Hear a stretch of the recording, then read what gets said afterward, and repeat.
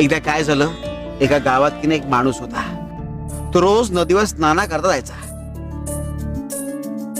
तो घरातून बाहेर पडताना त्याचा मुलगा हट्ट करायचा बरोबर येण्याकरता. मात्र तो मुलगा नदीत उडी मारायला घाबरायचा. मग एक दिवस त्या माणसाने काय केलं, मुलाच्या न कळत त्याला पाण्यात ढकलून दिला. त्याला पोहता यायचं? छे, मुलाला पोहता येतच नव्हतं. मग